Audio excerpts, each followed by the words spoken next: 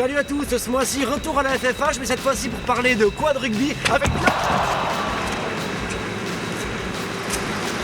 Donc ce mois-ci, retour à la FFH pour parler de quad rugby en compagnie de Nicolas Coste, le directeur et entraîneur de l'équipe du TOM. Tu le connais, oui, toi, le quad rugby.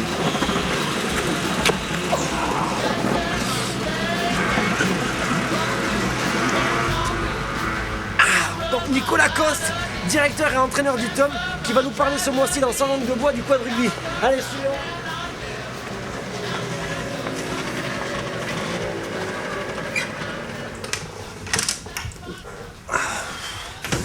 Salut Nicolas.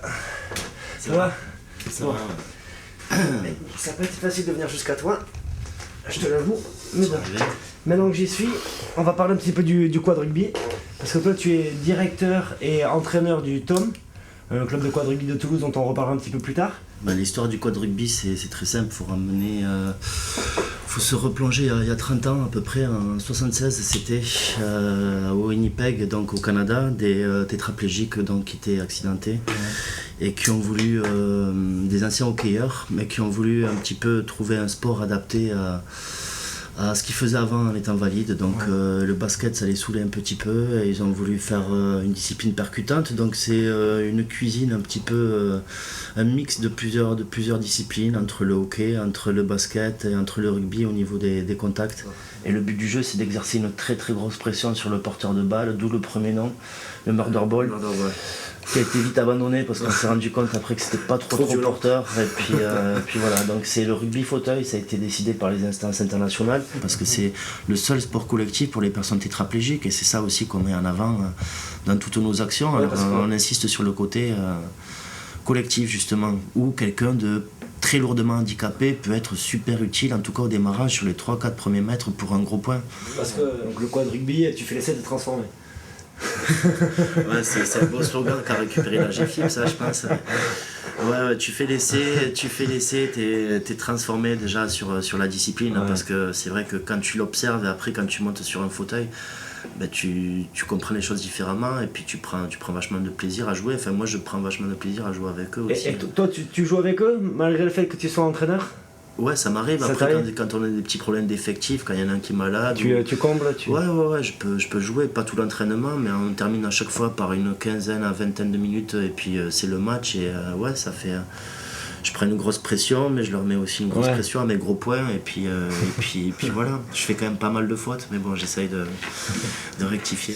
Nicolas, est-ce que tu peux nous parler un peu des rapports existants à l'heure actuelle entre le quad rugby et le rugby à 13 fauteuils, s'il te plaît? Ouais, entre les deux disciplines. Ouais.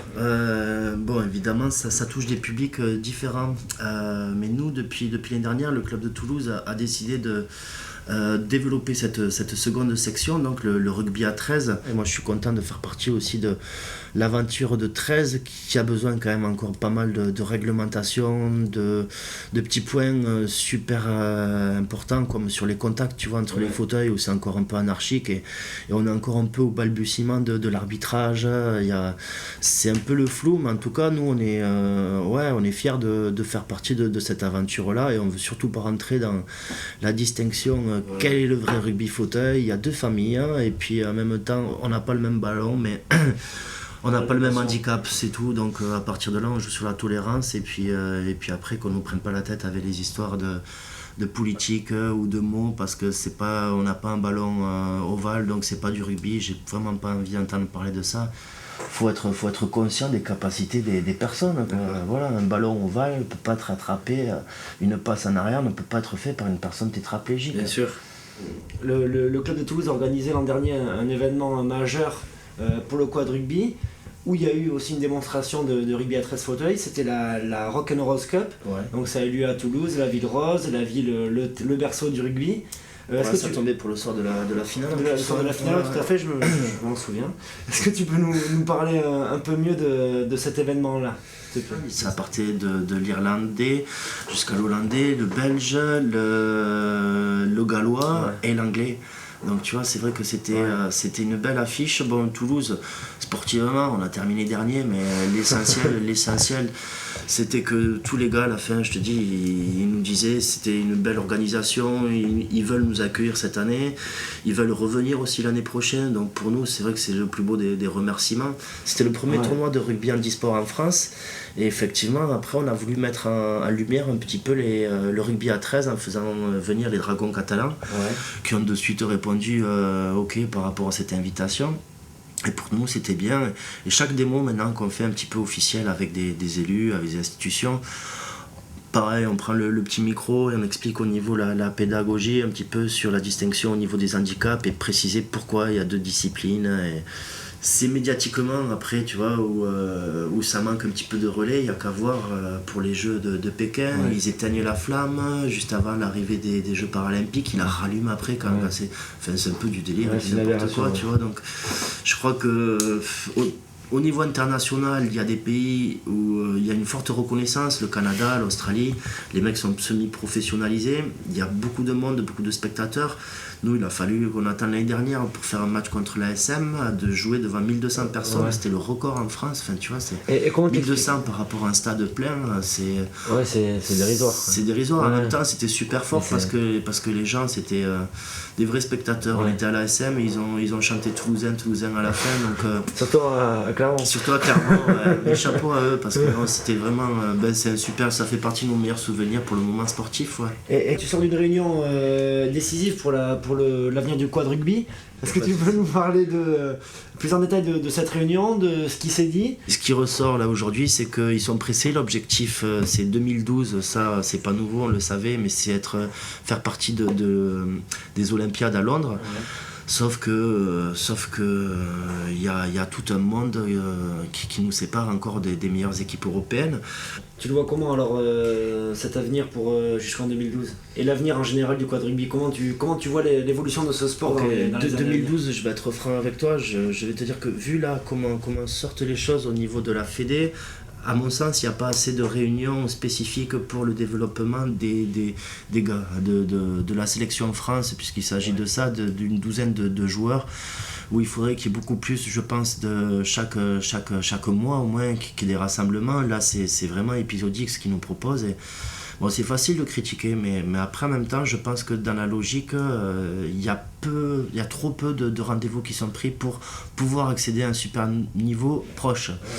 Dans un futur après un peu plus éloigné, on va dire une dizaine d'années, je pense que le quad rugby, ça va tout fracasser au niveau de l'impact que ça peut provoquer chez les valides quand ils vont voir des matchs ou même de bouche à oreille entre Andy, ça parle pas mal, et puis des gars, des tétras qui jouaient au basket, qui sont toujours petits points, là ils vont pouvoir prendre leur revanche et être presque gros points, ça dépend de leur lésion, mais en tout cas découvrir un nouveau sport et puis se faire plaisir, parce que je pense que dans le monde actuellement, c'est la discipline qui a le plus gros taux de participation, et en termes d'effectifs, c'est un truc qui explose de partout.